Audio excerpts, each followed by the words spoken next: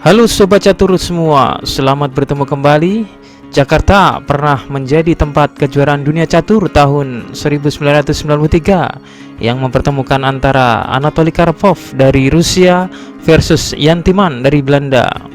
Ya, kala itu FIDE menunjuk Indonesia sebagai tuan rumah babak final lanjutan kejuaraan dunia catur antara Jan Timman melawan Anatoly Karpov. Pertandingan berlangsung di Hotel Hilton Jakarta 17 Oktober sampai 7 November tahun 1993. Kala itu juga ada rumor bahwa wawancara wartawan akan Karpov memerlukan biaya yang mahal.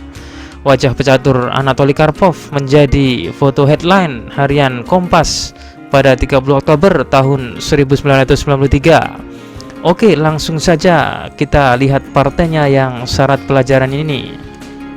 Karpov yang memegang putih memulai permainan dengan kuda F3.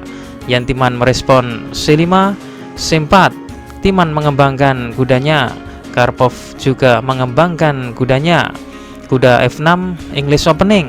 Hasil imbang sudah cukup bagi Karpov untuk memenangkan skor pertandingan, yang mungkin menjadi alasan mengapa dia tidak memainkan langkah awal seperti biasanya.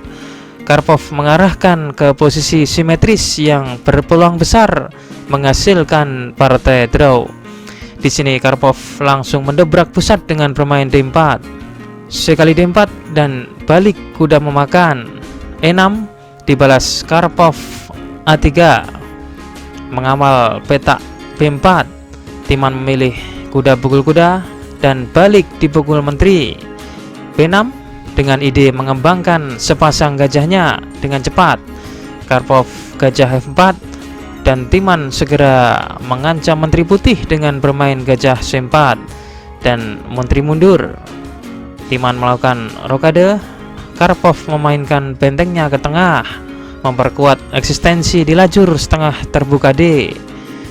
Gajah B7 menguasai diagonal panjang, dan sekarang Timman memiliki sepasang gajah dengan diagonal yang ideal, memiliki diagonal panjang dan langsung mengarah ke pertahanan Raja Putih.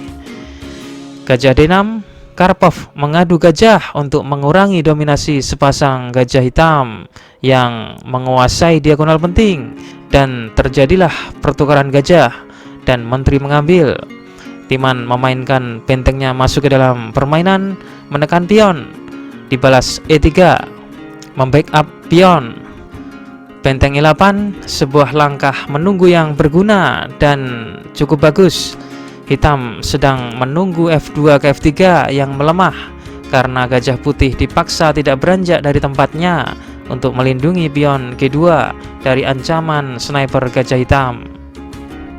F3, dan benar saja, akhirnya langkah ini pun dilakukan putih.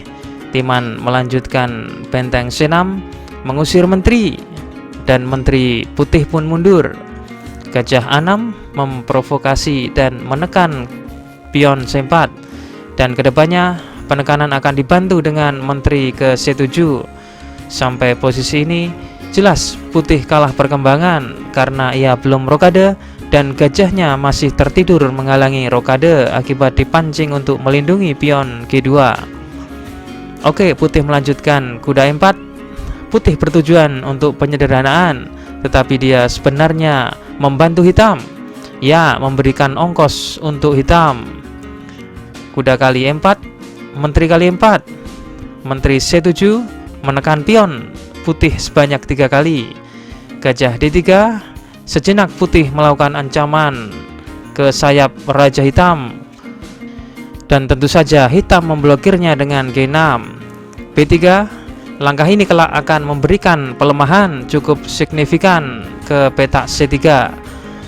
Hitam bermain D5, langkah bagus. Hitam langsung melakukan pendobrakan di pusat. Ternyata langkah tenang benteng ke E8 secara tidak terduga sangat berguna di posisi ini, melakukan pin ke menteri, dibalas C kali D5, gajah kali D3, dan menteri mengambil. E kali D5, raja F2, benteng C3, langkah benteng hitam yang terjadi karena melemahnya petak C3 akibat majunya pion B3 karena dipancing untuk melindungi pion C4. Langkah yang menyerang 3 biji sekaligus. Menteri kali D5 dan benteng C kali E3. Benteng D2 menghadang hitam dari masuknya benteng ke baris kedua. Menteri E7 kembali hitam menambah amunisi yang ingin menyusupkan bentengnya ke baris kedua. Raja G3, sebuah langkah desperado atau keputusasaan. Timan melanjutkan bermain benteng kali B3. Langkah bagus yang memenangkan pion sambil mempertahankan inisiatif yang kuat. 4. Benteng B4 kembali mengancam pion dan yang lebih penting mengancam mat di H4.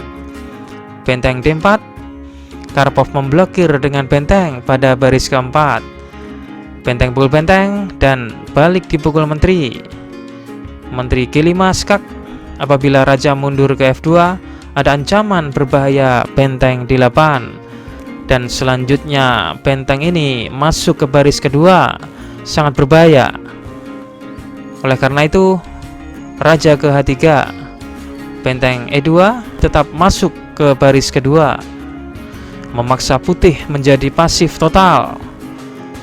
Benteng G1 tentu saja dengan tujuan membela pion G2 dari ancaman hitam. Menteri H5 skak, raja G3, menteri G5 skak, raja H3, dan benteng ke D2. Setelah mengulangi pergerakan, hitam mengejar menteri putih. Menteri ke C3 dan benteng ke-2 mencoba kembali memenangkan pion. Menteri ke D4, H6. Hitam menyimpan kotak H5 untuk memungkinkan melakukan skak. Sekarang putih kurang lebih memasuki posisi zugzwang atau serba salah. Menteri C4 mengintip benteng hitam. Menteri ke H5 skak, raja G3, menteri E5 skak, raja H3, dan benteng ke D2 dengan ancaman dahsyat benteng ke D4. Putih melanjutkan menteri H4 dan menteri ke F5 skak, raja G3, G5 mengancam menteri. Dalam posisi ini bila menteri mundur maka ada skak mat di menteri F4, atau bila menteri ke H5 ada ancaman dahsyat benteng D4 dilanjutkan benteng ke H5 yang menangkap menteri. Oleh karena itu di partai aslinya Karpov melanjutkan menteri kali H6 dan kembali Timan melakukan langkah pukulan yang dahsyat, ya menteri F4 skak, dan memaksa di posisi ini Karpov menyerah karena apabila partai dilanjutkan misalnya raja ke H3 maka hitam akan membalas G4 skak dan dilanjutkan menangkap menteri. Menteri putih hilang dan akan sangat mudah hitam dalam memenangkan permainan. Berikutnya kita tampilkan kunci jawaban problem catur video yang kemarin.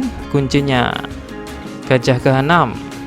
Apabila kuda pukul gajah, maka raja ke F8, kuda G4, dan kuda ke F7 skak mat.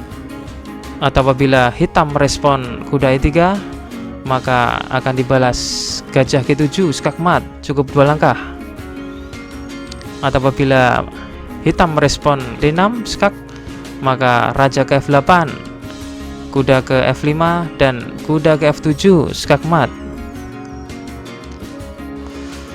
Oke, dan berikutnya kita tampilkan problem catur terbaru. Silahkan dipelajari dan kunci jawabannya akan saya tampilkan di video selanjutnya.